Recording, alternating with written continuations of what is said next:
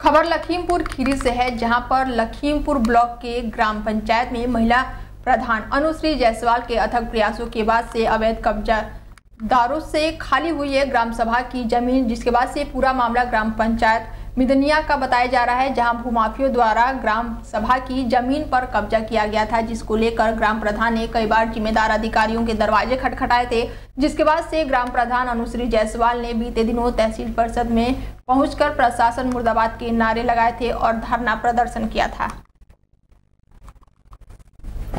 हम ये कहना चाहेंगे कि जो हमारी नवीन प्रति 208 नंबर गाटा था, उसकी पैमाइश हुई और पैमाइश जगह निकाल दी गई है, उससे हम संतुष्ट हैं।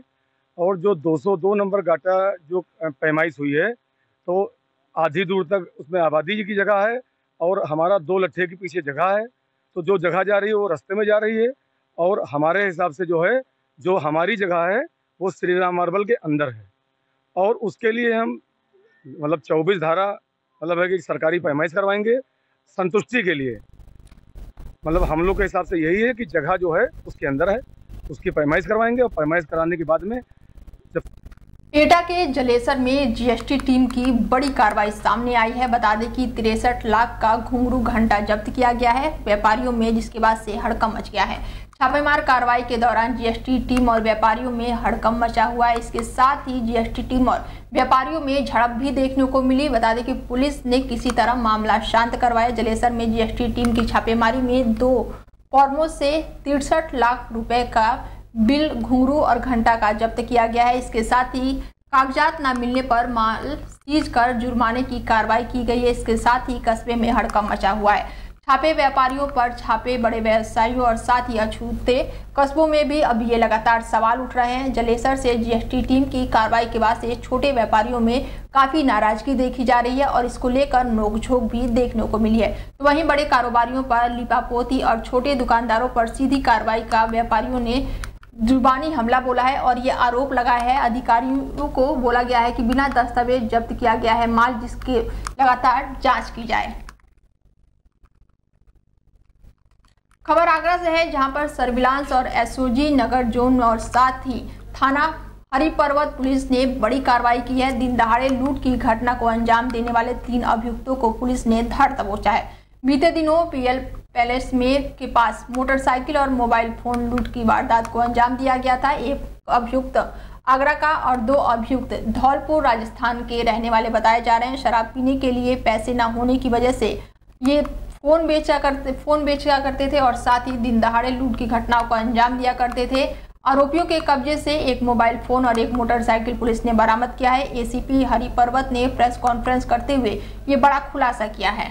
देखिए, दिनांक 18/2/2025 को कुछ अभियुक्तों द्वारा एक व्यक्ति से मोटरसाइकिल और फोन छीन लिया गया था थाना हरिपर्वत क्षेत्र से। उसी क्रम में थाना हरिपर्वत क्षेत्र पर टीमें गठित की गई। 3 अभियुक्तों की गिरफ्तारी की गई है। इनके पास से लूटी हुई बाइक भी बरामद हुई है। इन अभियुक्तों का पहला भी अच्छा खासा आपराधिक इतिहास है। 2 अभियुक्त राजस्थान के रहने वाले हैं, व एक अभियुक्त आगरा के निगोरा थाना क्षेत्र का रहने वाला है।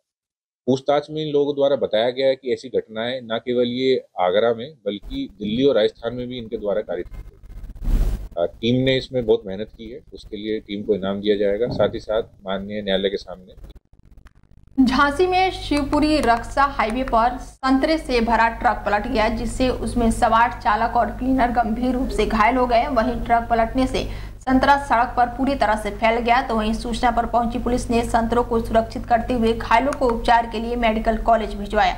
जानकारी के मुताबिक शिवपुरी से झांसी की ओर ये ट्रक जा रहा था। जैसे ही ट्रक शिवपुरी रोड पर पहुंचा, उसके बाद से किसी वाहन को ओवरटेक कर रहा था, तभी अचानक ये ट्रक पलट गया और जमीन पर जा गिरा, जिससे ट्रक में सवार चालक और क्लीनर गंभीर रूप से घायल हो गए और साथ ही संतरों से भरा ट्रक जमीन पर बिखर गया। संतरे जमीन पर गिरते ही लोग लूटने लगे और इसकी सूचना मिलते ही मौके पर पुलिस भी पहुंची और दोनों घायलों को उपचार के लिए मेडिकल कॉलेज भिजवाया। साथ ही संतरों की सुरक्षा में पुलिस ने चारों ओर से घेराबंदी करके उसको सुरक्षित किया।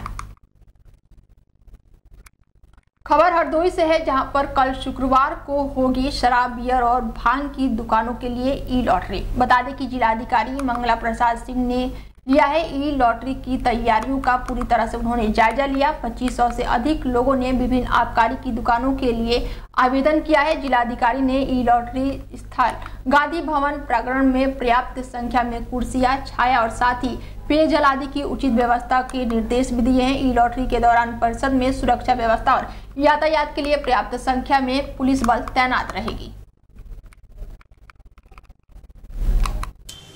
जनपद हरदोई में जो आबकारी की दुकानें हैं उनकी ई लॉटरी होगी, ये ऑप्शन किया जाएगा, उसी की तैयारी यहाँ कराई जा रही है।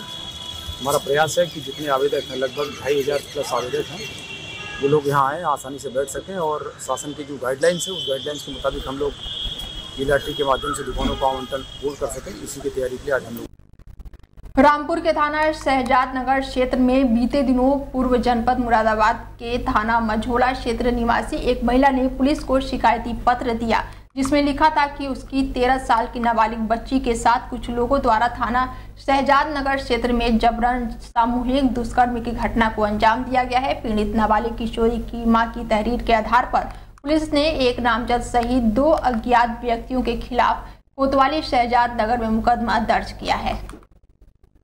देखिए, थाना शहजाद नगर पर एक बालिका के माता द्वारा इस आशय की तहरीर दी गई थी कि उसके वयस्क बालिका को कुछ लोग ले गए था, उसके साथ दुष्कर्म किया गया। इस संबंध में उनके द्वारा दिए गए तहरीर के आधार पर सुसंगत धाराओं में अभियोग पंजीकृत किया जा चुका है। माननीय न्यायालय के समक्ष बयान अंकित किया जा चुका है। साथ ही साथ बालिका का मेडिकल परीक्षण भी कराया जा चुका है। अभियुक्तों की शीघ्र गिरफ्तारी सुनिश्चित की जाएगी। इसमें कितने लोग शामिल हैं? इसमें एफआईआर और माननीय न्यायालय के समक्ष दिए गए बयान के आधार पर 3 लोगों को नामजद किया है। 1 को नामजद और 2 को अज्ञात बताया गया है। घटना बताइए, क्या हुआ? घटना ऐसा हुआ कि मैं तो काम पे चले जाती हूँ, मैं नहीं जानती कि बच्चे क्या कर रहे हैं नहीं करते। अब ये पता नहीं किसी लड़के से बात करती थी रावेश यादव के नाम से, और पता नहीं कहाँ जाती थी, ये भी पता नहीं मेरे को।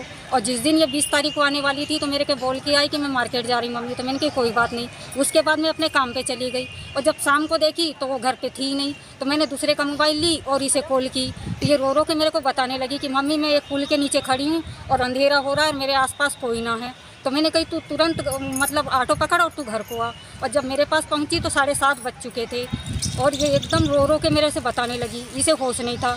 और बस मैंने इसे खाना खिलाई और एकदम सो गई। सुबह उठी 10 बजे, फिर मैं लेके आई यहाँ शहजाद नगर, एफआईआर करवाई, सब कुछ करवाई, मेडिकल हुआ और वही कपड़े से लेके आई। मेरी बेटी के कपड़े यहीं उतारे गए शहजाद नगर पे, और वो कपड़े पता नहीं इन्होंने धोखे दिया क्या दिया मैं नहीं जानती, लेकिन एफआईआर इनकी हुई लेकिन गिरफ्तारी नहीं हुई। मैं इंसाफ चाहती हूँ और इनकी गिरफ्तारी चाहती हूँ तीनों लोगों की। क्या मामला है यहाँ कप्तान साहब के कचहरी में आई हुई? सर ये है मेरे साथ गैंग रेप हुआ है, मगर मेरी कोई सुनवाई नहीं हो रही है। और उन लोगों को गिरफ्तार भी नहीं किया जा रहा है। हाँ, करीबन बहुत दिन हो गए अभी तक गिरफ्तारी नहीं हुई है। पूरी घटना बताओ, कैसे हुआ था, क्या मामला हुआ पूरा ये? मैं एक दिन अपनी फ्रेंड को फ़ोन लगा रही थी तो गलती से रावेश यादव को लग गया था फ़ोन, फिर मैंने रॉन्ग नंबर कह के काट दिया फ़ोन, फिर उधर ही से फ़ोन आने लगा। फिर कुछ दिनों के बाद हम बात करना शुरू कर दिए। अच्छा। करीबन मैं उससे 20 दिन बात करती रही। एक बार मुरादाबाद में मिलने बुलाया था उसने, तो थोड़ी देर बैठा, बात किया और फिर थोड़ी देर चला गया। फिर मैं भरोसे में यहाँ पर रामपुर में बुलाया तो मैं रामपुर में शहजाद नगर पे आ गई थी और गाड़ी से आया था वो। गाड़ी पे उसके 2 दोस्त भी बैठे थे। मैंने 2 दोस्तों को देख के मैंने मना कर दिया कि मैं गाड़ी पे नहीं बैठूंगी, तो उसने कहा कि कोई बात नहीं, ये मेरे दोस्त हैं, तुम बैठ जाओ, कुछ नहीं होगा। फिर मुझे थोड़ी देर अपनी गाड़ी में घुमाता रहा। फिर थोड़ी देर के बाद मैंने पानी मांगा, पानी लेके आया गिलास, और जब मैंने पानी पिया तो मैं बेहोश हो गई। आगरा की थाना सिकंदरा पुलिस ने बड़ी कार्रवाई की है। बता दें कि शादी पार्टियों में चोरी की घटनाओं को अंजाम देने वाले एक बाल औपचारिक सहित कुल 2 आरोपियों को पकड़ा है। शादी पार्टियों में अच्छे कपड़े पहनकर चोरी की घटनाओं को ये लगातार अंजाम दे रहे थे। आभूषणों के बैग आदि की रेकी करके ये मौके से फरार हो जाते थे। पकड़े गए दोनों ही अभियुक्त मध्य प्रदेश के रहने वाले बताए जा रहे हैं। इनके कब्जे से पुलिस ने लगभग 2 लाख की नकदी, मोबाइल फोन और अन्य सामान भी बरामद किया है। पुलिस की पूछताछ में बताया गया है कि पहले भी चोरी की घटनाओं में ये आरोपी शामिल थे। एसीपी हरिपर्वत ने प्रेस कॉन्फ्रेंस करते हुए ये बड़ा खुलासा किया है। देखिए, दिनांक 1/3/2025 और 3/3/2025 को 2 घटनाओं के बारे में थाना सिकंदर पुलिस को तहरीर प्राप्त हुई थी कि शादियों में कुछ सामान और पैसे चोरी किए गए हैं। उसी के क्रम में थाना सिकंदरा पुलिस ने टीमें गठित कर अपराधियों धरपकड़ के लिए अभियान चलाया, जिसमें 2 अभियुक्त गिरफ्तार किए गए हैं। दोनों ही मध्य प्रदेश रायगढ़ के रहने वाले हैं और इनके पास से लगभग 2,59,000 की नगद राशि, सिम, मोबाइल फ़ोन और कुछ आईडी कार्ड प्राप्त हुए हैं। ये अक्सर आगरा में शादी समारोह में जाते थे, फिर वहाँ पर कोई बैग या कुछ इस तरह की वस्तु, फ़ोन वगैरह चोरी कर लिया करते थे। घटना को कारित कर ये वापस अपने राज्य मध्य प्रदेश लौट जाते थे। दोनों अभियुक्तों को गिरफ्तार कर लिया गया है। वे खबर बिजनौर से है, जहां पर हिस्ट्री सीटर अपराधियों को लेकर पुलिस की बड़ी मुहिम देखने को मिली है। पुलिस ने हिस्ट्री सीटरों की कुंडली खंगाली है।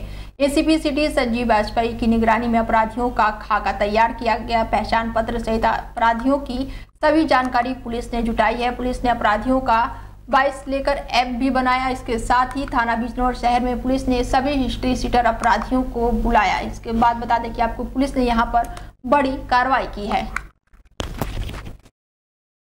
ये हिस्ट्री सीटर के सत्यापन का अभियान चल रहा है और इनके वॉइस सैंपल भी लिए जा रहे हैं। इसी क्रम में आज इन सबको थाने पर बुलाया गया था। सभी चौकी क्षेत्र हल्का के हिस्ट्री सीटर यहाँ आए हैं और सभी चौकी इंचार्ज को लगाया गया है। वो इनके सबके एक तो जो रजिस्टर है नंबर 8 उसमें इनका खाका है, उसको अपडेट कर रहे हैं कि इनके यहाँ सह अपराधी जो थे उनका क्या है, किसकी मृत्यु हो गई, कौन जिंदा है, कहाँ क्या काम कर रहे हैं, इनका मोबाइल नंबर, आधार नंबर ये लिया जा रहा है। साथ ही जो इनके परिवारीजन हैं उनमें कौन क्या कर रहा है, इनकी आय का साधन क्या है, कहाँ से इनका कमा क्या रहे हैं, कौन सी वाहन का इस्तेमाल इनके द्वारा किया जा रहा है, अभी वर्तमान में इनके द्वारा कौन सा मोबाइल नंबर यूज़ किया जा रहा है। तो इस अभियान के अंतर्गत इन सबसे समस्त जो इनकी डिटेल्स हैं वो अपडेट की जा रही हैं।